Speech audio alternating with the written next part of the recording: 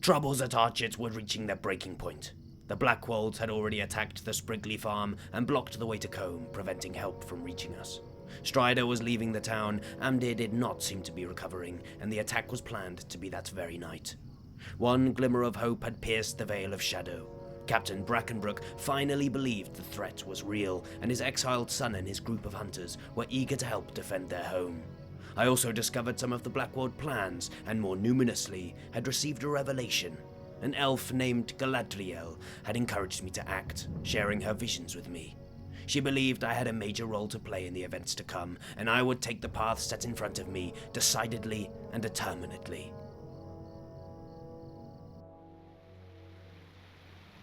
Do not forget my words when you awaken. The free peoples of Middle-earth will have need of you. You must not fail them.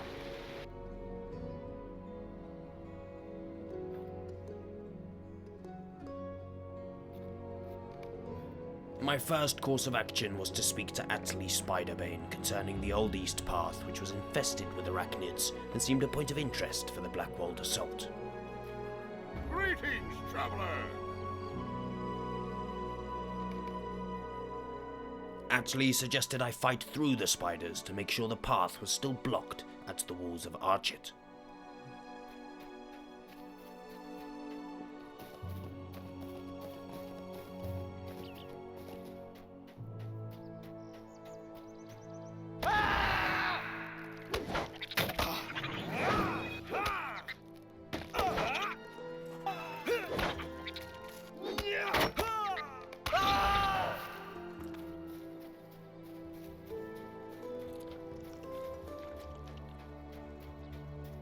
I was not afeard of the eight-legged beasts, so made short work of them and was graced with the sight of the Archet wall holding strong and the remains of a dead Blackwold scout. Sensing a mounting threat, it felt as if the very air was thick with suspense. I returned to Brackenbrook. Fuck, wrong one. There we go. A dead end will surely work in our favor.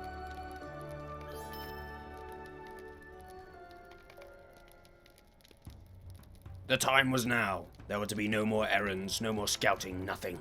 The Blackwolds were attacking, and these hardy hunters and I were the town's last chance. It was now or never. I would fight with all I had. I would exert every part of myself in the defense of Archet. If this was to be the first stepping stone that lay before me and my destiny, I would boldly put my foot forward.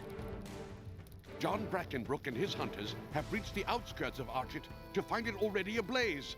A desperate struggle to save their village is about to begin. Hopefully, you have arrived in time. We have no time to lose. The smoke created by the burning of all I held dear piled into my lungs. My breath came ragged and raw, but I plunged headlong into the inferno at the side of John Brackenbrook. The Blackwolds were in there, and if there was any life to be spared, I would make it so.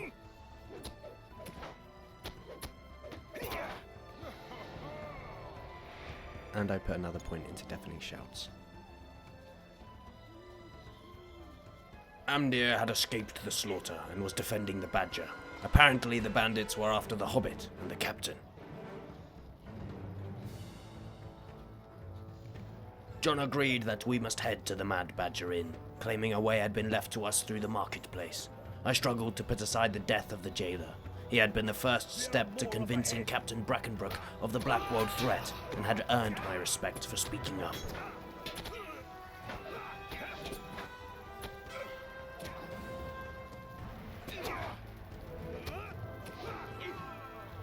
I fought as one Fey. These brigands had caused immeasurable pain to the people I held dear, and not one of them would survive me. I was their reckoning. We must find my father before it's too late. My steadfastness had attracted the support of another. I gave him my banner to hold on high so the Blackwolds would see who was coming.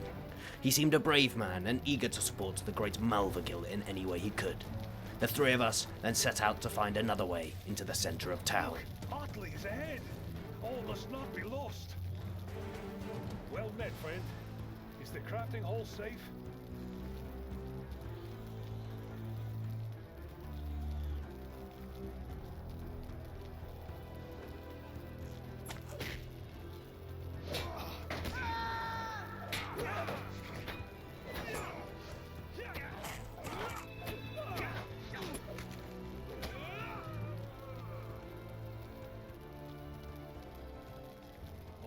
Mad Badger burns, I still hold out hope. We then stumbled across Atli and were glad to have a skilled axe-wielder at our side. We were too late to save the crafters area, but at least we secured the premises. John was afraid for his father's life, but I pushed aside any negative thoughts that would not aid me.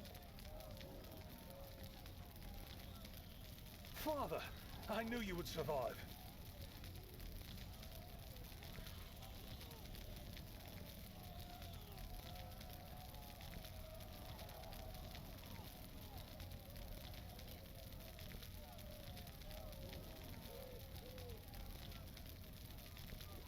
They approach!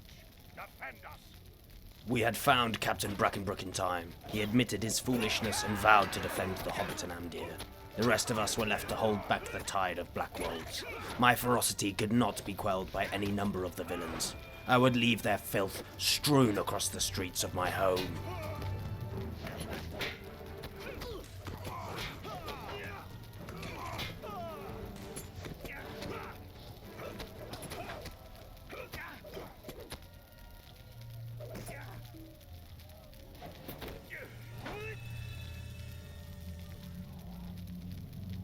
No more time for games. We come of a race.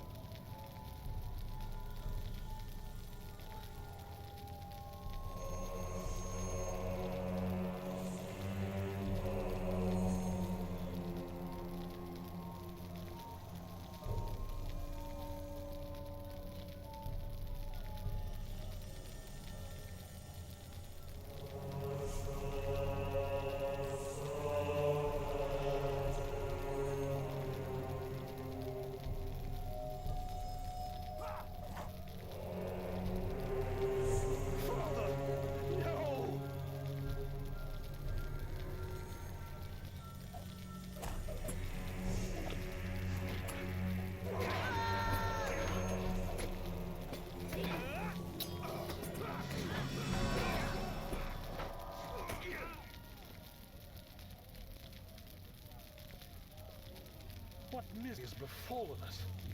My father was right to trust no one.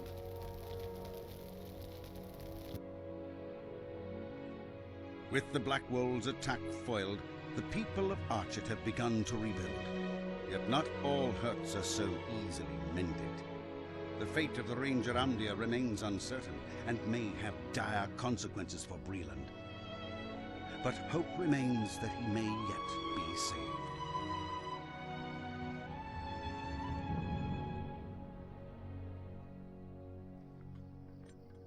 Alas, the aid of which I had forgotten, the dark powers of Angmar, turned the tide far more maliciously than I could ever have anticipated. Amdir, weakened as he was, must have fallen ill of their shadowy clutches and followed them, as if a thrall himself.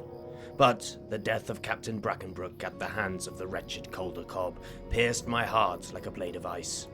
The man had beyond doubt demonstrated his own shortcomings, but he had always intended well, and I felt strongly for the loss of the town and his son John. It was fell indeed that such a fate should befall the captain what seemed like moments away from a long overdue reconciliation. Angmar had come and claimed what it had set out to do. Our only silver lining was that we had prevented Calder Cobb and his Blackwolds from taking over the town. The people of Archet had a monumental task ahead of them, rebuilding all they had. Yet I had faith in these sturdy folk, and I was committed to helping them before I ventured away from the place where I had spent my entire life.